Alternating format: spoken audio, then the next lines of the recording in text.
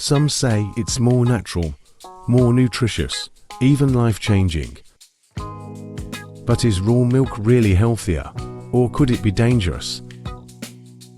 Around the world, raw milk is trending again.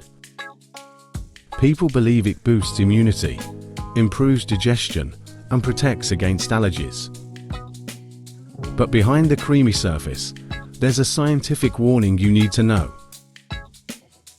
Raw milk is simply milk that hasn't been pasteurized, meaning it hasn't been heated to kill harmful bacteria. It's straight from the cow to the container.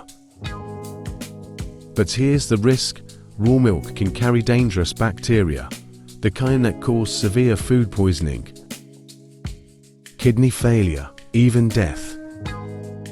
In the US alone, hundreds have been hospitalized due to raw milk outbreaks. Scientific reviews show pasteurization does not destroy nutrients. In fact, pasteurized milk still contains calcium, protein, and essential vitamins, without the risk of infection. One myth: raw milk cures allergies. Fact: there's no strong evidence it treats allergies, and it may cause reactions in sensitive people. 2 myth: pasteurization removes all benefits. Fact: pasteurization mainly removes pathogens, not nutrition.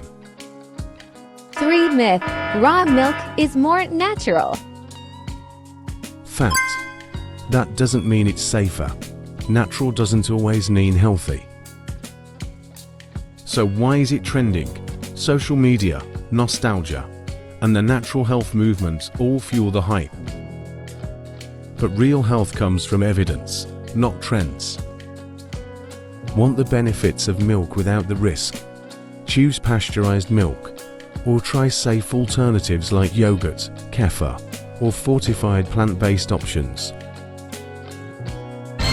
Would you risk your health for raw milk? Let us know in the comments. And don't forget to follow Health 10 for more science-backed health insights.